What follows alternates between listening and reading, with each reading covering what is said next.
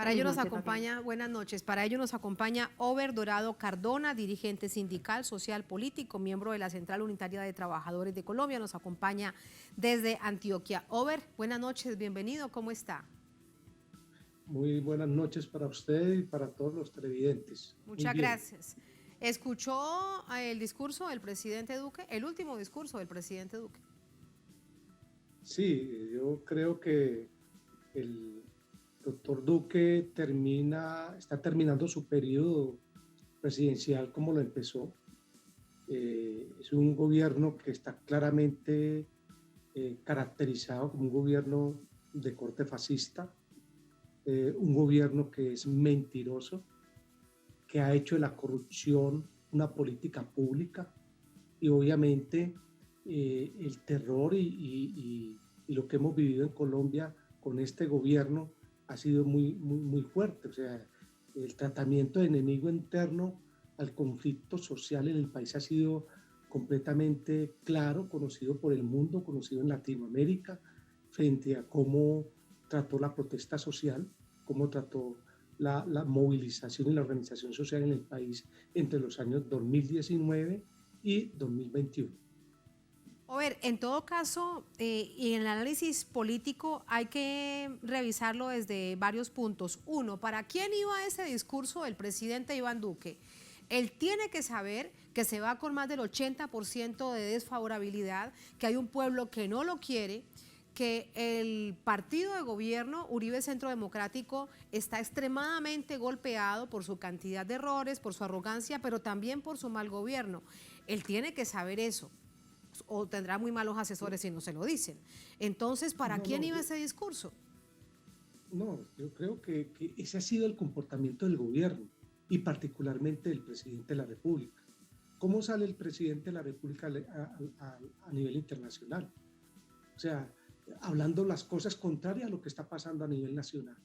Y lo que pasó hoy es un presidente de espaldas a los intereses de la gran mayoría del pueblo colombiano, entendiendo él que hoy el Congreso de la República tiene un proceso, una composición política diferente a la que él tuvo hace 4 años. Y en ese sentido hay una equivocación total, pero ese es el presidente que hemos tenido durante estos 4 años. O sea, no es un problema ajeno al país. Y lo que le ocurrió hoy en el Congreso de la República, donde los abucheos, donde el distanciamiento de la gran mayoría del Congreso, que hoy estaba reuniendo y estaba prácticamente abriéndolo él en estos próximos 4 años, él finalizando el periodo, pero un nuevo Congreso hace lo que hace. O sea, tendencioso, mentiroso, retador, provocador y obviamente con lo que ha pasado en el país en estos 4 años, pues la gente no, los congresistas no se iban a quedar callados. Me parece que es un presidente que está claramente determinado por unos intereses y que tiene un comportamiento lógico, que fue lo que pasó durante 4 años, no solamente a nivel nacional, sino a nivel internacional.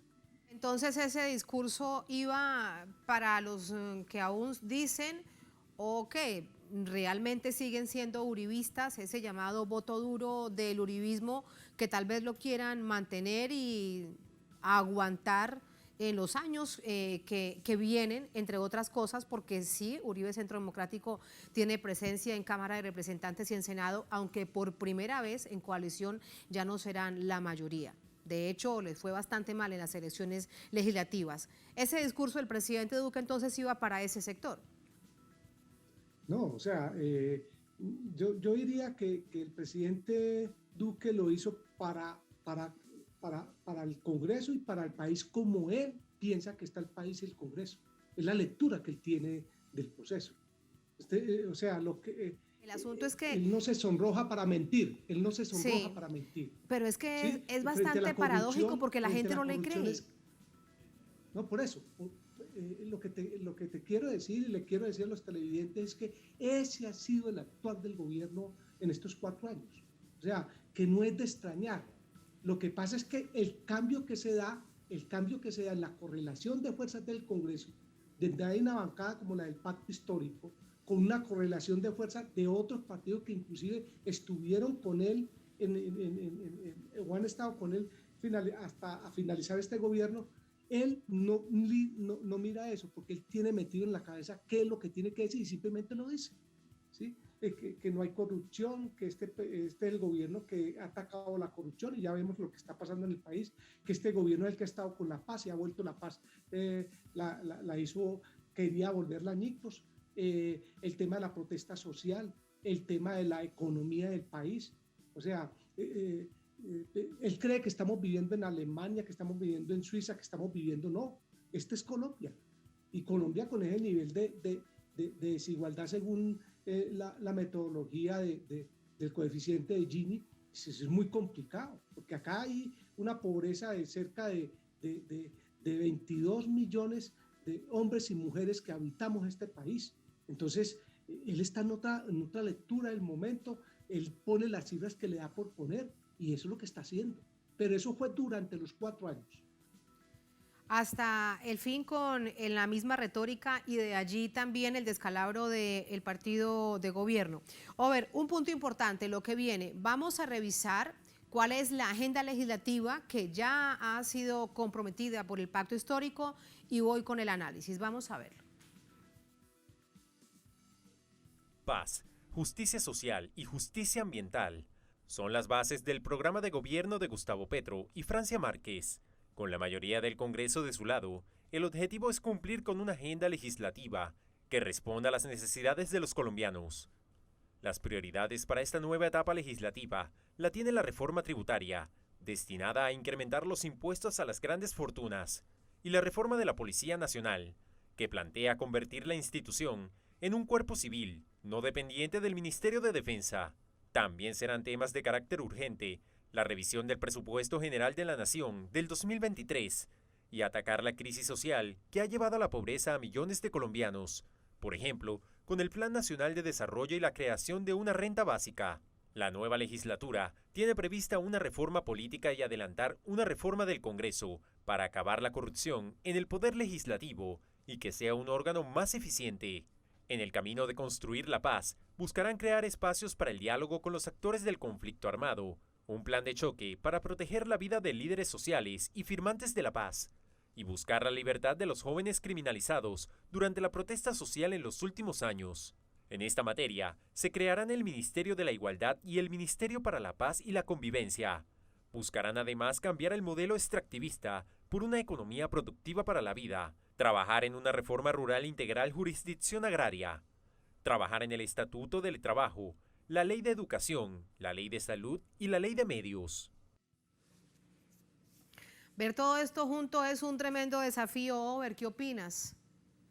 Para además, para un poder establecido por 2 siglos, que sigue allí. Sí, yo creo que ese es un desafío bastante grande donde la comprensión que tenga el actual gobierno, que tiene una característica de ser progresista, liberal, con un claro tinte democrático, ¿sí?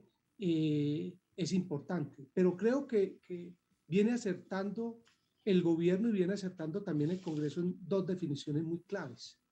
Una, en quién va a presidir en estos 4 años, el primer año, el Congreso de la República, el Senado de la República y la Cámara de Representantes. Y le quiero decir de que en esa parte, pues es importante que la colectividad del pacto histórico haya logrado que la persona que preside el Senado sea del pacto histórico, el señor Roy Barreras, y también David Racero sea del pacto histórico. Eso genera un nivel de confianza y obviamente pone de cara no solamente el poder legislativo en favor del programa del gobierno Colombia Potencia de la Vida. Y en esa parte, tanto Petro tanto el presidente Petro como la vicepresidente Francia Márquez están jugando un papel importante. Y obviamente con todo este proceso hay un nivel de seguridad de que el primer año se puedan hacer las reformas importantes que se requieren. Por ejemplo, eso de empezar a tocar el cambio de modelo extractivista por una economía más productiva para la vida. O el tema de la reforma rural integral. Si usted ve los pasos que se da en ese punto son muy importantes, con el nombramiento de gente de los pueblos indígenas, personas de los pueblos indígenas, como la lideresa Aruaca Leonor Salabata.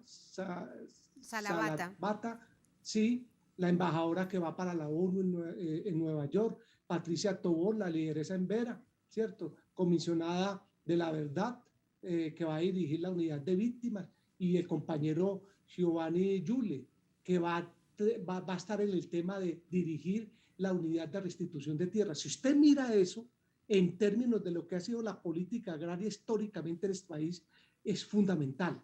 Y creo que una de las luchas que ha dado el pueblo colombiano, tanto democráticamente, civilistamente, pero inclusive en la lucha armada, el tema de la tierra ha jugado un punto fundamental en esa lucha, pero también no solamente las tierras, sino que tiene que ver también con la distribución de la riqueza, ¿cierto? Entonces, cuando ustedes hacen ese recorrido del plan programático de gobierno de Gustavo Petro y Francia Márquez, es muy importante porque creo que va a ser, va a dar en donde tiene que dar el gobierno, con tener presidente del pacto histórico en el Senado y presidente del pacto histórico en la Cámara de Representantes. Esto es un tremendo desafío, como bien dices, Over, y la expectativa es que todo se pueda cumplir y que los distintos sectores que evidentemente no hacen parte del pacto histórico, incluso algunos que estuvieron en la oposición, que se sumen por lograr que Colombia salga del oscurantismo. Muchas gracias, muy buenas noches. Bueno, a usted muchas gracias. Hasta luego. Gracias.